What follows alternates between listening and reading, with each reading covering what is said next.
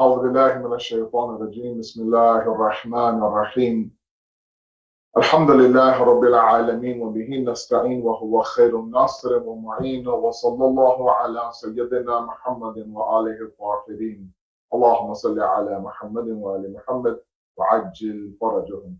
I apologize for the technical difficulties. I thought that I was actually speaking and everyone can see me and hear me, but apparently that you couldn't hear me. So we'll try this again.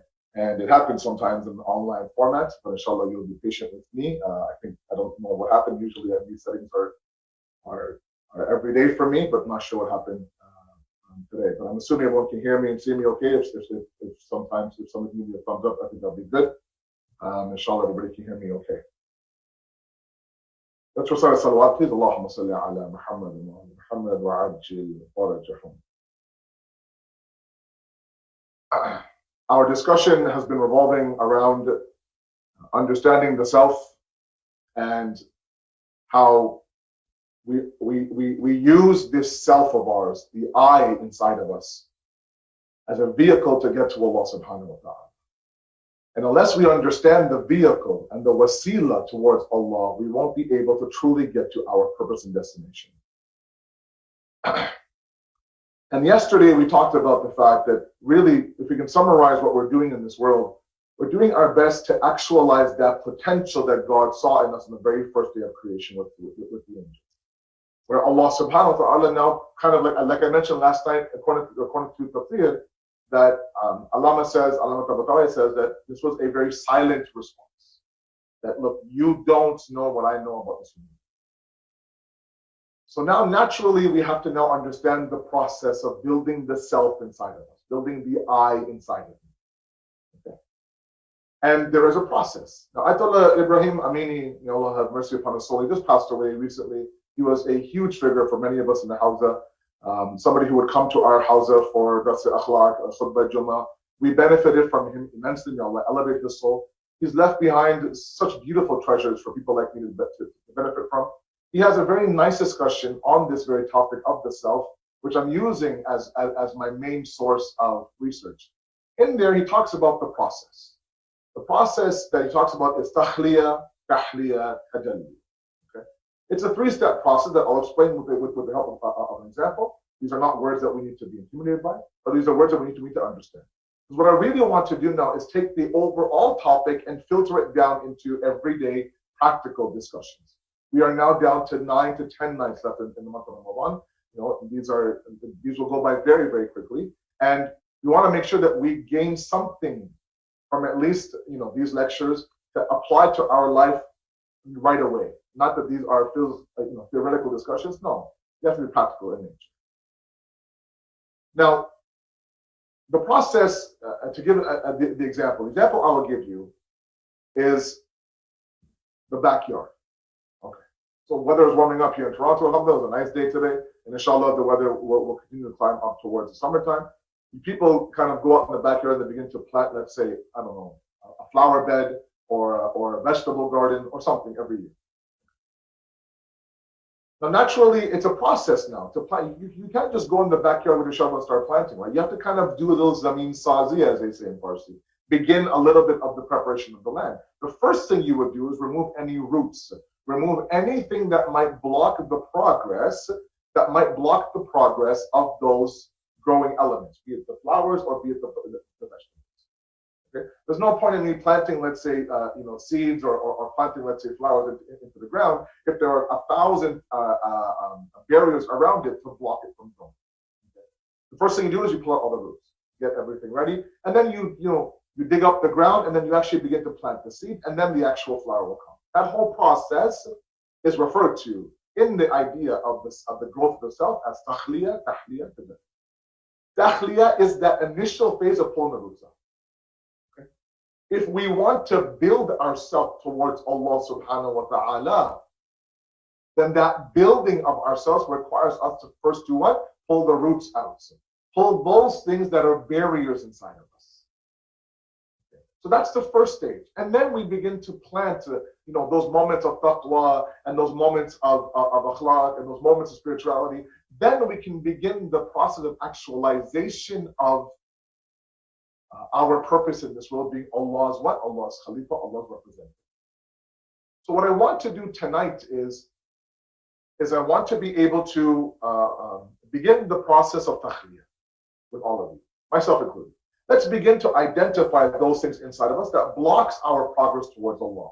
As I mentioned in my speech before, which was completely unmuted, that me and whoever was listening in my house heard it, I was talking about the fact that sometimes, there are barriers. We want to move towards Allah. We want to get better. We want to elevate, but there are internal barriers that stop us from doing it. And those barriers have to be understood, and then, of course, they have to be removed one by one. And then you can begin to kind of see the fruits of your labor. So what I want to do is I want to spend the next 5 nights with all of you looking at 5 different roots inside of our soul that are barriers for the growth towards Allah subhanahu wa ta'ala. Now, it's a massive topic. There are so many barriers that we all go through, but one of them we have to identify one by one, at least 5 of them, to kind of get this process of takhliyah going, to pull the roots out. Right? It's a daunting task for many of us. Imagine now going out in your backyard and your entire backyard is filled with roots. From that corner to that corner, with weeds. From that corner to that corner to that corner, right? There's weeds here, there's weeds here, there's weeds here. Everything is weeds. And it gets intimidating to the point where, you know what, forget it. There's no way, even if I start in one corner, I can't get to the rest of the backyard. So you don't even attempt the process. If I could take the example further, once we begin to pull the weeds out ourselves, and someone comes and says, oh, look, let me spray this weed spray all over your backyard and help you in the process, then maybe we might be able to start that process. But if we are by ourselves in this process, then yeah, it's very daunting. And a lot of us kind of give up and say, forget it. I am who I am. Inshallah, I will beg for Allah's mercy, and then that's it. Right? I know I have faults. I know I have deficiencies, but I can't even attempt it. Where would I start? Where would I start? But the reality is that once I begin the root pulling process, the weed pulling process, Allah subhanahu wa ta'ala has guaranteed that I will come and begin to help out, right? وَمَنْ يَتَّقِ اللَّهَ يَجْعَلْ لَهُ مَخْرَجًا. If you show those signs of piety, of now getting better, I will one by one show you how. I'll show you how. And so we're not alone in this process. We can't feel alone in this process. We have to know that the moment I begin to better myself and refine myself and build myself, Allah subhanahu wa ta'ala, wanting me to actualize my potential, will now begin to help me and assist me through various means. Okay? So let's discuss the first weed that we have. And these are things that, Abdullah Amin talks about in his book. The first thing he talks about is negative thinking, this defeatist attitude. Again, the idea of looking out the backyard, seeing a bunch of weeds and saying, forget it. I can't do it. Looking inside of our soul, saying, you know what, I have so many problems, I don't even know where to begin. So if I don't know where to begin, I won't begin. And Ayatollah says the first place to start is negative thinking. What's called su'e dhann in Islam. This suspicion we have, this constant negativity we have. Now, it begins on the outside of us and trickles inside of us. Now, the Quran in Surah Hujurat. Surah Hujurat is a very beautiful surah, and I had alhamdulillah, the tawfiq to discuss the surah, at least the first 13 verses in my first half of Ramadan lectures with Australia, and it really was a profound experience for me. It's filled with morals and values, lessons that we truly need today. The 49th chapter of the Quran, 18 verses only, but these are 18 life-changing verses. In it, verse number 12 is what I want to speak about in the very first half of the book.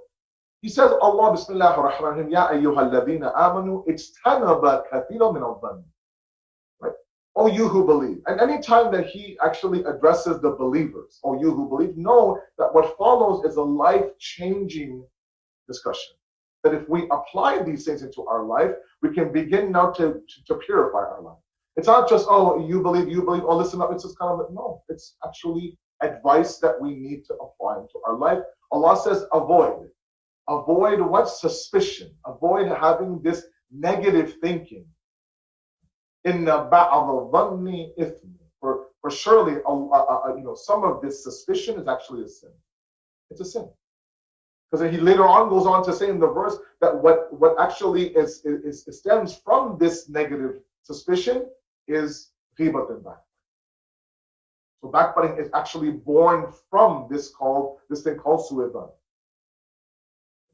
And su'edan, to kind of put it in today's term, there are some people who just cannot find the positive in anything.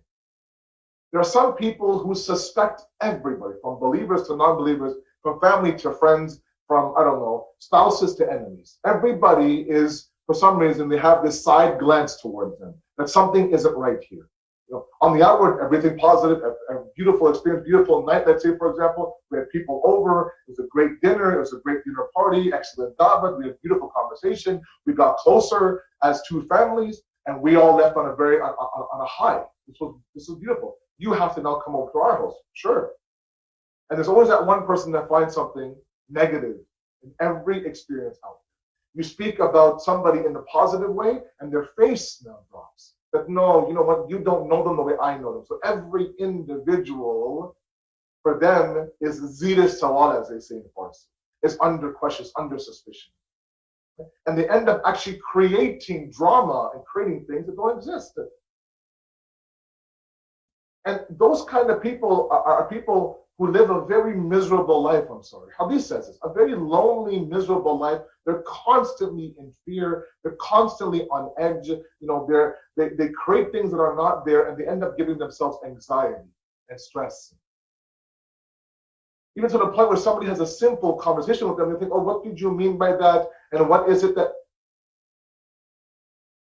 So you end up being an individual who creates something out of nothing, creates something very negative out of something that's something that is very, very positive. Now, the problem is, the ulama say that while it begins with person A, person B, person C, it trickles into themselves, where now they become now they become suspicious of themselves. That now they think, oh, all this talk about taqwa and piety and elevation, I can't do it. There's no way I can do it. Right? So while they are suspicious of others and they always have this negative discussion about others, they actually end up having that same talk with themselves. And then the highest level of su'edan, the marahil, the highest, meaning the most dangerous, is they begin to actually be suspicious of Allah subhanahu wa ta'ala and challenge his system.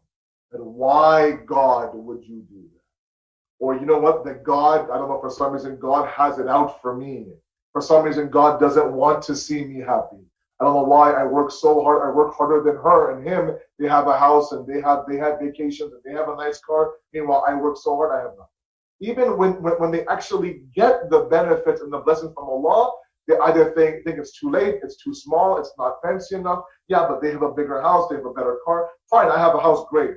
Everyone has a house. But why don't I have that house? So envy, jealousy, hasad, all these different things now are born from what? From this suspicion, this negative thinking. It destroys the self. It destroys, after a while, you simply don't want to venture out into people. You actually are fearful of people. And I'll go through a few hadiths right now with all of you. But this notion that everything is out to get you, everyone has an ulterior motive. Even God himself doesn't look at you with positive eyes. That is something that destroys the I-ness inside of us. It allows us to be very bitter and very jaded. And that, of course, trickles into our worship. Can you imagine now worshiping Allah thinking that, you know what, he doesn't want to see me happy. He doesn't want to give me anything. There's no way. No. Imagine trying to make up with that person, trying to come to terms with that person. Imagine, being around that person 24/7. Again, I'll share with you a couple of traditions. I want to make sure that I respect my time, 7:50, 55 maybe. So we'll go through this very quickly, inshallah. Again, please accept my apology for the fact that for some reason my mic wasn't working. The first tradition I want to share with you, and these are all from Imam Ali alayhi salam, and how fitting that we are now in the days of his shahadah, and we are benefiting from this great man's words.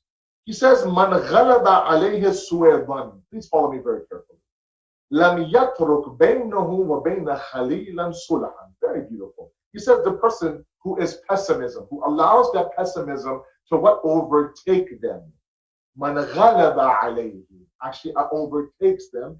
This is a person that will destroy now any sort of peace or chance of peace between them and their friends. And them and anyone. That could be them and their wife, or them and their husband, or them and their siblings, or them and their parents. Right? A person now, if they make a mistake, if they say something wrong in front of this pessimistic person, then they'll pay the price. For days and weeks now, it's tension inside the house. For days and weeks now, they won't return your phone call. No, what did you mean by that? Baba, I didn't mean, no, you must have said that. No, you must. And then they begin to have this whole talk inside their head. I am classic for that. So I have this whole talk in my head. The person in front of me saying, no, I didn't mean, this is what I meant. No. Let me tell you what you meant. Now, he says a person like that will never find sulah, will never find treaty or peace or harmony between them and the person in front of them. Another hadith by Imam Ali, again, very dangerous. The social fabric of this person now being destroyed in front of their eyes. Man lam yahsunu dhannuhu istawhasha min kulli ahad. A person who does not correct their thoughts, who constantly is pessimistic, is a person who becomes fearful of everybody. Fearful in the sense that, I don't trust that person. So they don't say a word, they don't get close to anybody. They kind of live in their cocoon, they live in their little bubble. I don't want to say a word, I don't want to share too much. I don't trust that person. They're giving you no reason to not trust them. There's something about them. It's their face, Malana. It's how they talk, Malana. It's how they dress, Malana. Right? So we just become like, Hadith says 70 excuses for the believers. 70 excuses. If they happen to have a bad moment, a bad day, let's say, 70, we can't get past the first excuse. We can't even find the first excuse. Because we think, oh no, something is wrong there. Imam Jafri Sadiq, alayhi salatu wasalam, again, a very beautiful tradition about these things. It says, Man jalasa ahli rayb fahuwa murib. Allahu Akbar. The one who sits. Now please, I ask those of you who are in these friendships and in this circle of influences, Imam Jafar Sadiq said the one who sits, meaning spends time with the one who's a pessimistic person, who is always negative, who always has some suspicion inside of them, fahuwa murib. They'll become like that. It's contagious. It's contagious. That person now will share with you their ludicrous thoughts. You think, yeah, you know what? You're right. I never noticed that. You're right. Maybe she's like that. Maybe he's like that. All of a sudden now, you're someone who's very positive, go-lucky, skipping through the meadows. And now all of a sudden everyone is like, that side of you, right? You look through the side of your face. Why? Because the person now has had that influence. And then you begin to start to think for a moment that, you know what, because God doesn't want to shower me, I don't want to give him my worship. Solely, but surely now move away from the being and the self that was there as a vehicle towards Allah subhanahu wa ta'ala. The vehicle begins to break down, and we live in our own little cocoon, our own little warped world that we think for a moment now that is the right. Everyone else is wrong. I have everything figured out. And it becomes very lonely, because I'm sorry, very quickly nobody wants to be around those kind of people. Nobody wants to be around those people who constantly have something negative. I was looking through the books, and there's this small little story from the life of Nabi Isa alayhi salam, Prophet Jesus. And he was an amazing man, and there were these little moments that would really kind of wow his disciples when they would experience this.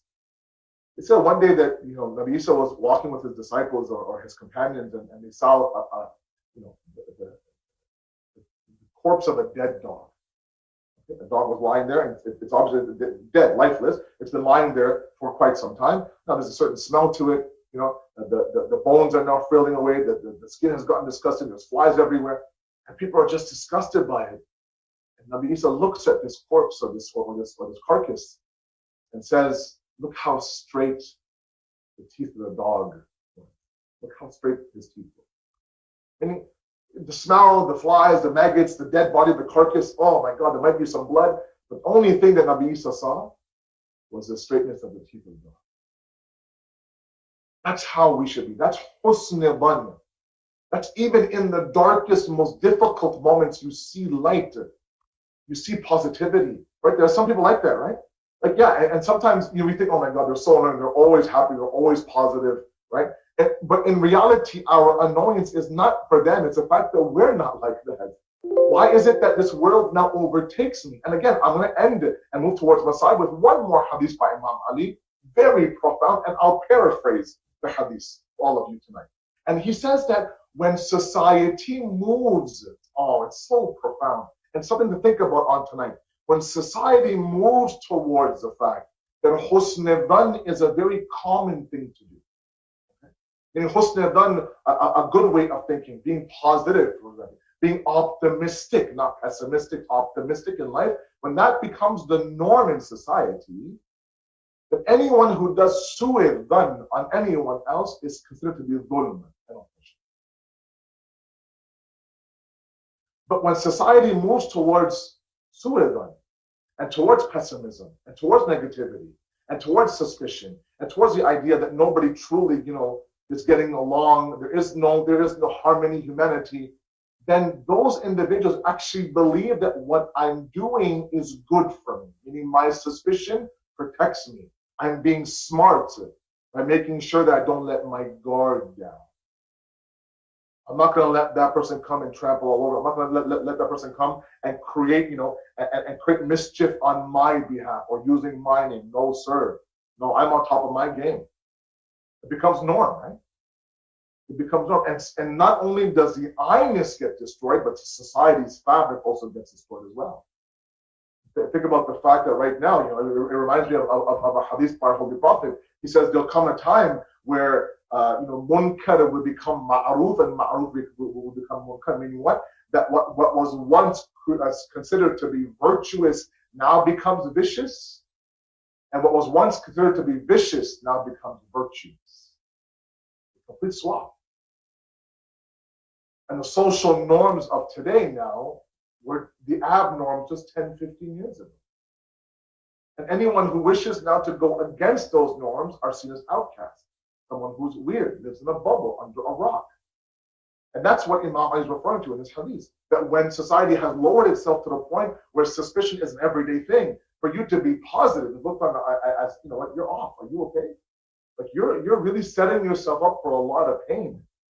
And no, I'm not saying for you to be oblivious. No, right? A mu'min is smart in the sense that he or she understands what's happening around them. But creating things that are not there, especially not only for a mu'min brother or sister, but for yourself and then for God. Say, God doesn't want to see me, doesn't want to see me in a bigger house, doesn't want to see me going to Hajj, doesn't want to see me driving a nice car, doesn't want to see my account go up and up and up every single month. No, he's happy with my poverty. He's happy with the fact that I'm a destitute and that I'm miserable and that I'm anxious. Everyone else around me is flying. It's okay. God, for some reason likes the fact that I suffer now. That suspicion now went from the person beside you to you and not to God.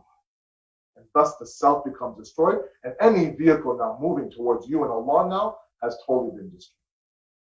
Let's not be those individuals. Let's be somebody who looks at every moment of darkness as a moment to search for a light. Let's be those individuals that even in the most difficult hardships, that's a great moment for us to turn back towards Allah subhanahu wa ta'ala. Let's not be individuals that the Quran says, don't be those, right? Kathiro min al-dhan, they're always suspicious. Everything to them is negative. They can't be happy, they can't let those around them be happy, and in return, they can't be happy with God. If we look at, for example, the life of Amir al-Mu'mineen, and we look at the way that this man was able now to convert and change the hardships of this dunya into a moment of patience for Allah subhanahu wa ta'ala, it's brilliant, it's amazing.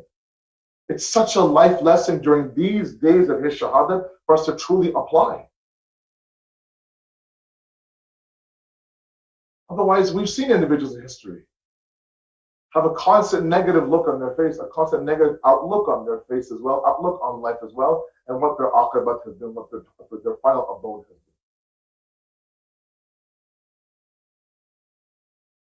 Amir al-Mu'mineen now, I just want to relate to you one moment from the Masa'ib of Amir al-Mu'mineen tonight. And this is enough for us to feel that grief. As I mentioned last night, when the cry of Jibreel was heard, that the pillars of the guidance of Allah have been broken. They have been broken. They've collapsed is a better translation. But naturally, if everyone in Kufa heard it, then the children of Amir al-Mu'minin also heard it. And Imam Mushtaba and Imam Hussein now began to take their father slowly but surely back towards his home. He realized that if everyone else heard this call, the news spread fast in Kufa that Ali has been hit in the mihrab, that Ali has been struck with the sword, then my daughters also heard that call. And as they were moving towards the house of Imam Ali now, a crowd was gathering behind him. He turns to Imam Mushtaba. Imagine now in that pain, in that sorrow, in that grief and anxiety for him to think about these things. How important must it have been for Imam Ali to protect the dignity and the hurmat of his family, specifically his daughters. He turns to Imam Hassan, says that we are now approaching our house. Once we get home, tell them that they can go back. Baba, these are your ashab, these are your Shias, these are your lovers, these are people who adore you, who want to share in your pain. I know that they're my companions. I know that they adore me. But I also know that the moment that door will open, Zainab will see me for the first time, and she won't be able to be patient. She won't be able to bardash her tears. I don't want any non-mahram men in this crowd to even hear the cry of my Zainab. In that situation, Mawla, blood dripping from your head, poison now spreading all over your body. You were just struck by an enemy of yours. For you not to forget your own pain and think about the dignity of Zainab. I wonder, how is it that you're so concerned about hearing the cry of Zainab in that same Kufa now, 61st Hijri, that same Zainab will be paraded up and down the bazaar of Sham in the courtyard of Yazid. Maybe that's why there is that monumental moment in Zainab's journey where now she faces this door of the courtyard of Yazid opening up. There in front of Zainab are hundreds of men now waiting for this afila to enter. And that's at that moment where Bibi Zainab now turns to Imam Sajjad and says, I'm not going to enter this courtyard, Sajjad. And Sajjad says, Pupiyama, please, just a little bit more himmat, a little bit more patience. As the Imam of your time, I'm asking you please to move forward. This is our test. I'm right beside you, Pupiyama. Bibi Zainab now looks to Sajjad, tears rolling down her face, hundreds of men in front of her. That's why maybe the books say that she says, Sajjad, you're the Imam al-Bakht. I will enter this courtyard of Yazid. Just answer me one question. Which way is it to Najaf? She turns towards Najaf and says, Baba, please come and help your Zainab. She's about to enter.